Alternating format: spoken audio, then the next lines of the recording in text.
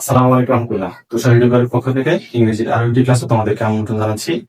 আজকের এই ক্লাসটি করা হবে মূলত হচ্ছে একাদশ দ্বাদশ এবং যারা এসএসসি পরীক্ষার্থী আছো 2026 সালের এই যে জুলাই মাস থেকে তোমাদের পরীক্ষা শুরু হবে তাদের জন্য আজকে আমাদের টপিকটা হচ্ছে মডিফায়ার্স।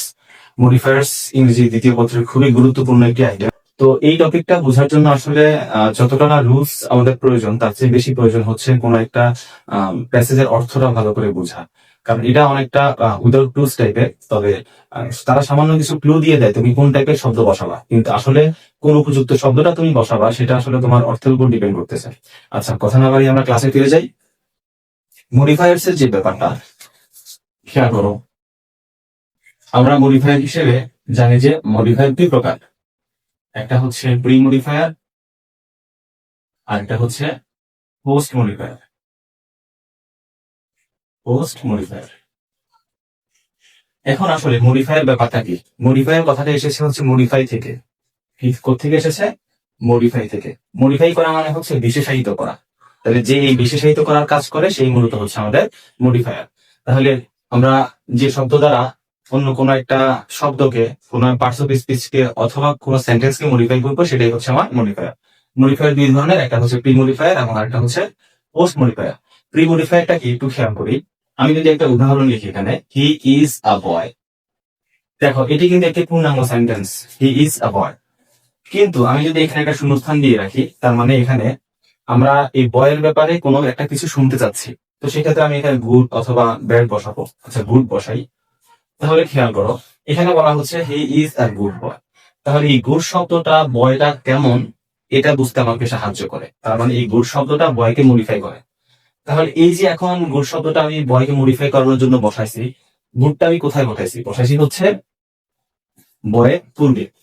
তাহলে আমি যাকে মডিফাই করছি, আমার ব্যবহৃত শব্দটা যদি ওই শব্দটার আগে বসে তাহলে সেটা হচ্ছে প্রি মডিফায়ার। প্রি অর্থ হচ্ছে পূর্বে, তার মানে যেই মডিফায়ারটা আমি যাকে মডিফাই করবো তার আগে বা পূর্বে বসবে সেটা হচ্ছে আমার প্রি মডিফায়ার।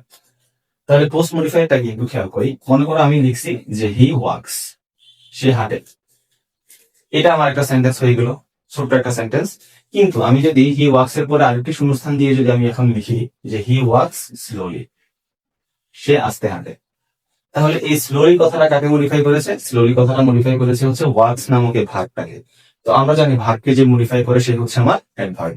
আচ্ছা, এখানে অ্যাডভার্ব চিনাটা আমার মুখ্য উদ্দেশ্য না। উদ্দেশ্য হচ্ছে আমি এখানে ওয়ার্কস কে মডিফাই করেছি এবং যে শব্দটা দ্বারা মডিফাই করেছি সেটা বসেছে আমার ওয়ার্কস এর পরে। তাহলে পরে যেহেতু বসেছে তার মানে এটা হচ্ছে পোস্ট মডিফায়ার। তাহলে যে মডিফায়ারটা যাকে মডিফাই করবো তার পরে বসে সেটা হচ্ছে পোস্ট মডিফায়ার।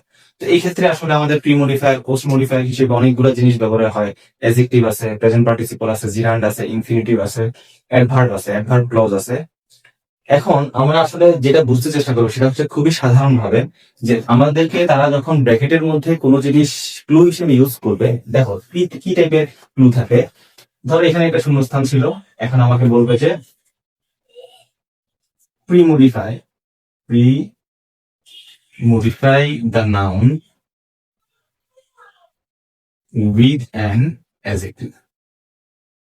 এইভাবে তোমাকে একটা ক্লু দিয়ে দিবে যে নাউনটাকে প্রি মডিফাই করো একটি অ্যাডজেক্টিভ ব্যবহার করে। একটা জিনিস খেয়াল করো, তারা যদি আমাকে এই কথাটা নাও বলতো, শুধু শূন্যস্থান দিয়ে রাখতো, আমি কিন্তু এখানে গুডে বসাইতাম অথবা কোনো একটা শব্দ হয়তো ব্যাড বসাতাম। তো গুড কিংবা ব্যাড এটা তো অবশ্যই একটা অ্যাডজেক্টিভ, কারণ নাউনকে মডিফাই করার জন্য যে ব্যবহার হবে সে হচ্ছে আমাদের অ্যাডজেক্টিভ। এটা দিয়ে অনেক সময় তারা কি করে, আমাদের মনোযোগটাকে ভিন্ন খাতে নেওয়ার চেষ্টা করে। কারণ আমি যখন কোন একটা জিনিস এভাবে দেখবো তখন আমার কাছে মনে হবে যে শুধু কি সাধারণ একটা গুড শব্দ বসানোর জন্য কি তারা আসলে এত কিছু ব্যবহার করছে কিনা, তখন মনে হইতে পারে যে নিশ্চয়ই এখানে এমন কঠিন একটা শব্দ বসবে। কিন্তু আসলে না, এটা তোমার খুবই পরিচিত শব্দগুলো দিয়েই মূলত আমরা মডিফাই করে ফেলতে পারি। আমরা এখন খেয়াল করব হচ্ছে কোন কোন জিনিসগুলো আমরা তাদের ক্লু হিসেবে দেওয়া থাকে খেয়াল করব, আর কোন জিনিসগুলো আমরা ইগনোর করে যাব, শুধু আমরা অর্থ মিলানোর চেষ্টা করব। আমাদের ক্লু হিসেবে যদি দেওয়া থাকে ইনফিনিটিভ, যদি কি দেওয়া থাকে ইনফিনিটিভ। ইনফিনিটিভটা কি? ইনফিনিটিভটা আমরা সবাই জানি টু প্লাস ভার্বের প্রেজেন্ট ফর্ম। আমাকে যদি বলে যে use infinitive to premodify the verb, তো সেক্ষেত্রে আমরা কি করব? টু প্লাস ভার্বের প্রেজেন্ট ফর্ম বসাবো। তাহলে টু প্লাস ভার্বের প্রেজেন্ট ফর্মটাকে আমরা ইনফিনিটিভ হিসেবে চিনি। আমাকে যদি বলে হচ্ছে ইনফিনিটিভ প্রেজ, ইনফিনিটিভ প্রেজ। সেই ক্ষেত্রে প্রেজ কথাটা বলার জন্য আমাদের বাড়তি কি কাজ করতে হবে? অনেক সময় দেখা যায় যে টু প্লাস ভার্বের প্রেজেন্ট ফর্ম ব্যবহার করাতে আমার বাক্যটা আমি শূন্যস্থানের অর্থ মিলাতে পারতেছি না। সেক্ষেত্রে শূন্যস্থানের অর্থ মিলানোর জন্য আমার যদি টু প্লাস ভার্বের প্রেজেন্ট ফর্ম সাথে অন্য কোনো একটা ওয়ার্ড বা প্রেজ ব্যবহার হয়, যে কোনো ওয়ার্ড অর প্রেজ, যদি আমি টু প্লাস ভার্বের প্রেজেন্ট ফর্ম মানে ইনফিনিটিভের সাথে যদি আরো এটা বাড়তি কিছু ব্যবহার করতে হয়, তখন সেটাকে বলবো আমরা ইনফিনিটিভ প্রেজ। আমাকে ব্যবহার করতে বলতে পারে হচ্ছে present participle, use present participle. তাহলে প্রেজেন্ট পার্টিসিপলটা কি হবে? প্রেজেন্ট পার্টিসিপল ব্যবহার করতে বলতে পারে অথবা বলতে পারে হচ্ছে জিরান্ড। তো সেক্ষেত্রে আমরা জানি যে প্রেজেন্ট পার্টিসিপল বলুক জিরান্ড বলুক, আমরা জানি যে এটার অর্থ হচ্ছে ভার্ব প্লাস আইএনজি ইউজ করতে হবে। আচ্ছা, যদিও দুইটা দেখতে একই রকম ভার্ব প্লাস আইএনজি, কিন্তু প্রেজেন্ট পার্টিসিপল হচ্ছে ভার্বের সাথে আইএনজি, তবে সেটা কাজ করবে ভার্ব এবং অ্যাডজেক্টিভ হিসেবে।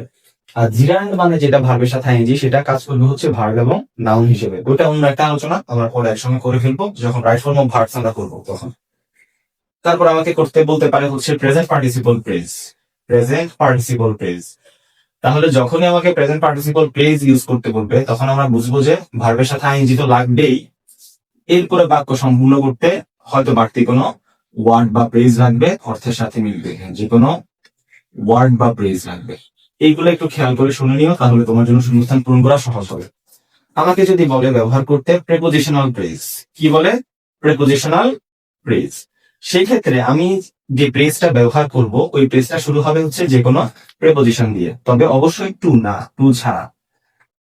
প্রেপোজিশন প্লাস যে কোনো ওয়ার্ড বা প্রেজ, অর্থের সাথে মিল রেখে যে কোনো ওয়ার্ড বা প্রেজ। প্রেজ অর্থ কি? প্রেজ অর্থ হচ্ছে শব্দগুচ্ছ। 6 নাম্বার, আমাকে অ্যাপোজিটিভ ব্যবহার করতে বলতে পারে। অ্যাপোজিটিভটা কি? অ্যাপোজিটিভ মানে হচ্ছে তুমি যখন কারো বা কিছু সম্পর্কে কোনো অতিরিক্ত তথ্য প্রদান করবা, সেটাই হচ্ছে অ্যাপোজিটিভ। একটা উদাহরণ দিলে তোমাদের কাছে ক্লিয়ার হবে, খেয়াল করো। Afnan is a good boy. তাহলে আমি এখানে এই সেন্টেন্সটা এভাবে বলা যেত যে Afnan is a good boy. এভাবে না বলে আমি এখানে একটা শূন্যস্থান রেখেছি, দুই পাশে কমা দিয়ে আমি এখন বলবো যে একটা অ্যাপোজিটিভ ব্যবহার করো। কারণ আমি যদি তোমাকে সরাসরি বলি যে Afnan is a good boy, সেক্ষেত্রে তোমার মনে প্রশ্ন জাগতে পারে যে আফনানকে। সেক্ষেত্রে আমি আবার তোমাকে নতুন করে তথ্য দিতে হবে, আফনান মাই ইয়াঙ্গার ব্রাদার, আমার ছোট ভাই ইজ এ গুড বয়। তাহলে তুমি আগে থেকেই পরিচয় পেয়ে গিয়েছো যে আফনান হচ্ছে আমার ছোট ভাই, যে একজন ভালো ছেলে। তাহলে অ্যাপোজিটিভ অর্থ হচ্ছে কারো বা কিছু সম্পর্কে, কারো বা কিছু সম্পর্কে অতিরিক্ত তথ্য প্রদান করা, অতিরিক্ত তথ্য প্রদান করা। এই ক্ষেত্রে তোমার তথ্যটা কিরকম হবে? তথ্যটা হবে হচ্ছে যদি কোনো বিখ্যাত ব্যক্তি বা বস্তু হয়, তাহলে ওই ব্যক্তিটা বা বস্তুটা যে কারণে বিখ্যাত আমার সেটা দিতে হবে। কিংবা বিখ্যাত ব্যক্তি বা বস্তু যদি না হয়, সেক্ষেত্রে যে প্যাসেজে আমার যার যার অ্যাপোজিটিভ ব্যবহার করতে হবে, তার পেশা যদি তার পেশা দিতে পারি, তার বয়স দিতে পারি। এখন তুমি পেশা বা বয়স আগে থেকে কিভাবে অনুমান করবা?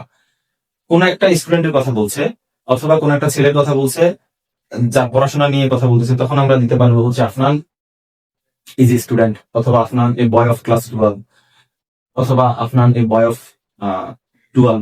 তাহলে এই বয় অফ 12 মানে হচ্ছে তার বয়স 12 বছর, আমরা এখানে বয়স নির্দেশ করেছি। আর যদি এমন হয় যে এ বয় অফ ক্লাস 12, তার মানে 12 ক্লাসের একটা ছেলে, তাহলে সেক্ষেত্রে পজিটিভ অর্থ হচ্ছে কারো বা কিছু সম্পর্কে অতিরিক্ত তথ্য প্রদান করা। এরপর আমাদেরকে তারা যে তথ্য দিতে পারে সেটা হচ্ছে আমাকে বলতে পারে যে ডিটারমাইনার ইউজ করো। যদি আমাকে বলে যে ডিটারমাইনার ইউজ করো, তাহলে সেক্ষেত্রে আমরা ডিটারমাইনারের ক্ষেত্রে কি ইউজ করতে পারি?